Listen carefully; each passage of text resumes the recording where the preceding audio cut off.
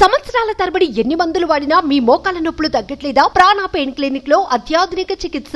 తెలంగాణలో సర్పంచ్ ఎన్నికలు మరింత ఆలస్యం కాబోతున్నాయా? సీఎం రేవంత్ రెడ్డి లోక్సభ ఎన్నికల ప్రచారంలో జూన్లోనే లోకల్ బాడీ ఎన్నికలు జరుపుతామని ప్రకటించిన హామీ అమలు కాదా? స్థానిక సంస్థల ఎన్నికలు కూడా ఆలస్యంగానే జరుగుతాయంటే అవును అని తెలుస్తోంది. ఇంతకీ సర్పంచ్ ఎన్నికలు, ఎంపీటీసీ, జెడ్పీటీసీ ఎన్నికలు ఎప్పుడు పెట్టే అవకాశం ఉంది? ఇప్పుడు తెలుసుకుందాం.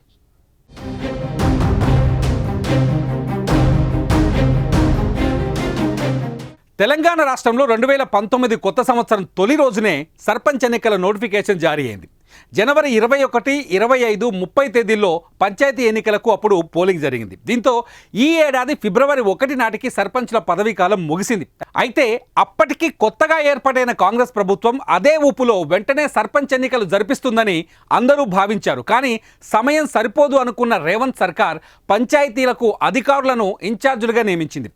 ఈలోగా లోక్సభ ఎన్నికల కారణంగా కోడ్ రావడంతో సర్పంచ్ ఎన్నికలు ఎంపీ ఎన్నికలకు ముగిసిన తర్వాత పెడతారు అనుకున్నారు అందరూ. స్వయంగా సీఎం రేవంత్ రెడ్డి సైతం ఎంపీ ఎన్నికల ప్రచారంలో జూన్ నెలలోనే స్థానిక సంస్థలకు ఎన్నికలు నిర్వహిస్తామని, కార్యకర్తలు సిద్ధంగా ఉండాలని పిలుపునిచ్చారు. దీంతో పక్కా జూన్ లేదా జూలైలో సర్పంచ్ ఎన్నికలు తథ్యం అనుకున్నారంతా. కానీ జూన్ నెల ముగిసింది, జూలై మొదటి వారం కూడా పూర్తవుతున్న సర్పంచ్ ఎన్నికలపై ఎలాంటి ప్రకటన లేదు. దీనికి తోడు జెడ్పీటీసీ, ఎంపీటీసీ సభ్యుల పదవీ కాలం కూడా జూలై 2తో ముగిసింది. వీరి స్థానంలో కూడా ఇన్ఛార్జీలుగా అధికారులనే నియమించింది రేవంత్ సర్కార్. ఇలా అధికారులను ఇన్ఛార్జీలుగా నియమించడంతో లోకల్ బాడీ ఎన్నికలు మరింత ఆలస్యం కావచ్చు అని రాజకీయ విశ్లేషకులు అభిప్రాయపడుతున్నారు.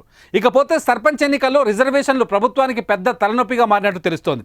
2019లో కేసీఆర్ ప్రభుత్వం చేసిన చట్టం ప్రకారం ఒకే రిజర్వేషన్ 2 పర్యాయాలు ఉండేలా ఉంది. కానీ బీసీ సంఘాలు కోర్టుకెళ్లడంతో బీసీ గణన పూర్తి చేశాకే 2024లో సర్పంచ్ ఎన్నికలు నిర్వహించాలని కోర్టు క్లియర్గా చెప్పింది. అయితే తెలంగాణలో కులగణన చేయాలని ప్రభుత్వం నిర్ణయించింది. ఇందుకు 150 కోట్లు కేటాయించారు. దీంతో బీసీ రిజర్వేషన్పై బీసీ కమిషన్ కసరత్తు ప్రారంభించింది. బీసీ కమిషన్ చైర్మన్, సభ్యులు స్థానిక సంస్థల్లో బీసీల రిజర్వేషన్లపై చర్చిస్తున్నారు. స్థానిక సంస్థల్లో బీసీల రిజర్వేషన్లు బీసీ కమిషన్ లెక్కల ప్రకారం ఉండాలని సుప్రీంకోర్టు గతంలో తీర్పునిచ్చింది. ఇందుకు అనుగుణంగానే బీసీ కమిషన్ కసరత్తు చేస్తోంది. ఇందులో భాగంగా గత 3 స్థానిక సంస్థల ఎన్నికల వివరాలు, రిజర్వేషన్లు, ఓటర్ లిస్టు వివరాలు అందించాలని పంచాయతీరాజ్ శాఖను బీసీ కమిషన్ కోరింది. అయితే కులగణన చేసిన తర్వాత ఎన్నికలు నిర్వహిస్తారా లేక ఎన్నికల తర్వాత కులగణన చేస్తారా అనేది స్పష్టత లేదు. గతంలో తెలంగాణలో సమగ్ర కుటుంబ సర్వే నిర్వహించారు. ఇది ఒక్క రోజులోనే పూర్తి చేశారు. ఇప్పుడు కూడా రాష్ట్రంలో కులగణన అలానే చేయాలని డిమాండ్ ఉంది. కులగణనకు ముందు చేపట్టాల్సిన పనులు ఉంటాయని, దీనికోసం నెల రోజుల సమయం పడుతుందని బీసీ వెల్ఫేర్ అధికారులు చెబుతున్నారు. కులగణన కోసం నోడల్ ఏజెన్సీల ఎంపిక, ఆల్ పార్టీ మీటింగ్, ప్రజా సంఘాలతో మీటింగ్, మేధావులు అభిప్రాయాలు కూడా తీసుకోవాలని వారు చెబుతున్నారు.